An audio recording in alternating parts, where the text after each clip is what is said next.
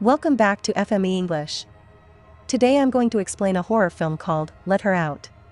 Spoilers ahead, watch out and take care. The film starts with a young woman who lives at the Gemini Motel. She's a prostitute. During a busy night, a shadowy figure approaches her room. She is then attacked and raped by the intruder. She later discovers she is pregnant and desperate and alone, takes a pair of scissors to her unborn, killing herself in the process, but the child survives. Jumping 23 years from the incident, the film shows Helen who survived her pre-birth assault from her frightened mother. She is now a bike courier living in Toronto with her best friend Molly. One day, Helen is tasked to deliver goods to her friend's house named Roman. That day is Helen's birthday, so Roman gives her a painting, which he claims to be the dark side of Helen. Helen immediately takes the painting home. At her motel, Helen recounts to Molly the story of her mother's death. Molly cares deeply about Helen's condition. Molly is always there to support her as Helen doesn't have any other family. Shortly, Molly leaves the place because she has an appointment with her boyfriend named Ed. As she's returning from the motel, Helen is struck by a car, leaving her seriously injured. Helen is then taken to the hospital. She suffers a head injury and some broken bones. Weeks later, Helen has finally allowed to go home. Molly and her friends start throwing a small party to welcome Helen's arrival. At the party, Helen meets Ed, Molly's boyfriend, who seems interested in her. When the party is going on, suddenly Helen begins to experience a blackout and lose consciousness. She wakes up in an empty parking lot. Helen is confused by what happened earlier. She immediately calls Molly to ask what happened when she was unconscious. Molly explains that Helen left the party without telling her where she was going. Not knowing what happened, Helen immediately returns home in a state of anxiety. At home, Helen starts to paint strange pictures, and because she is afraid of Roman's painting, in the end, she puts it below and covers it with a cloth.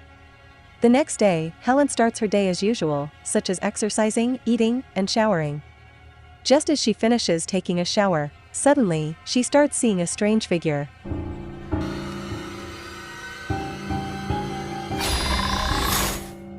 Then she experiences another blackout and wakes up in front of her friends with an injured foot. Molly and others are confused.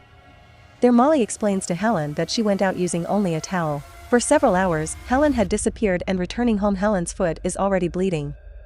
Helen begins to remove the broken glass from her feet. The next day, Helen and Molly go to a doctor named Dr. Headley to consult about what is happening to Helen.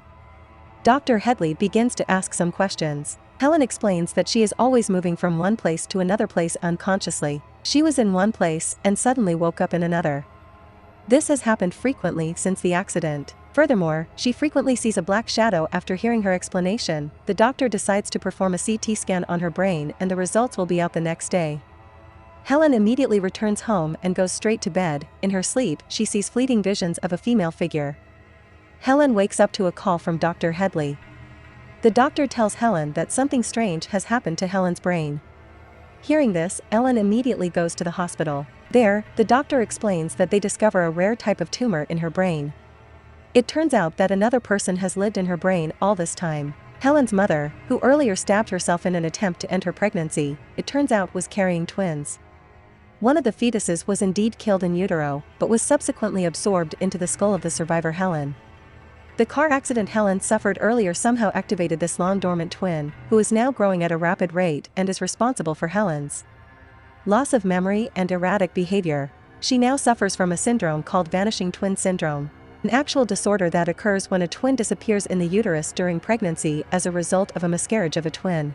The twin is then absorbed into the body of the surviving fetus. This results in Helen having two different personas, Helen and her twin sister. Then the doctor requires her to undergo surgery to remove her twin from her brain. However, she needs to wait 3 days until the surgery. Later at home, she sees the creepy painting, and by Roman, the painting suddenly appears on the wall. She thinks that Molly was the one putting it back, but it wasn't.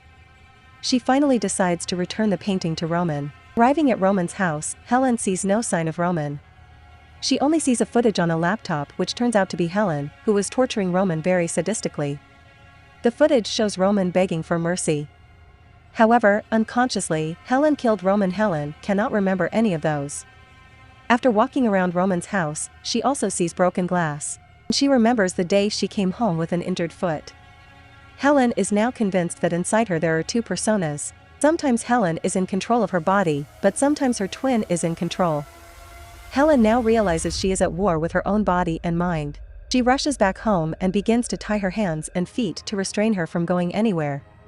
The next day, Helen begins to go out for a walk at night because she is bored at home. However, she has hallucinations and decides to go to a nearby toilet. She starts to remove her arm cast and opens the surgical scars on her hands. She is shocked to see another human finger in her hand.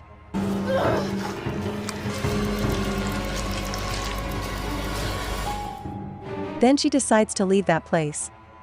From behind, Molly's boyfriend, Ed, begins to chase after Helen. Ed is very interested in the beauty of Helen. Therefore, he plans to rape her. That time, Helen's twin begins to take control of the body. She then points a knife at him, frightening him. She immediately runs back home after regaining consciousness. At home, Molly then tells Helen to stop painting weird, scary pictures, but Helen reveals that she was not the one drawing the pictures. They have a debate until finally Helen's body is taken over by her twin and starts attacking Molly. Helen, stop!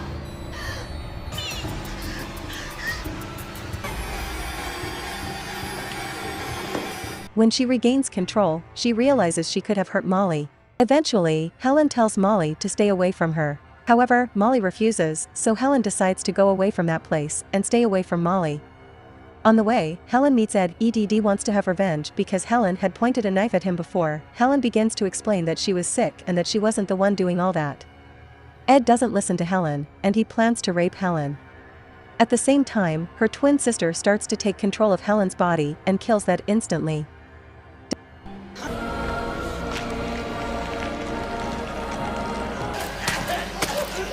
After killing Ed, Helen regains her consciousness and sees that Ed is now dead. Realizing how dangerous she has become, Helen plans to commit suicide at the Gemini Motel, where her mother had committed suicide years ago. Elsewhere, Molly begins to look back at her photos with Helen. She observes a significant difference in her before and after pictures. She notices a shift in her personality as well. She finally concludes that within Helen's body, there are two different people, and the one who attacked her was not Helen. Molly immediately calls Helen to find out where she is. Helen says goodbye, revealing that she is going to commit suicide at the Gemini Motel. Hearing this, Molly immediately uses her bike and goes straight to the motel. When Helen has just arrived at the motel and about to commit suicide, her twin begins to take control of her body. Molly then arrives at the hotel, however it is too late. Her twin has completely controlled Helen's body. She immediately attacks Molly.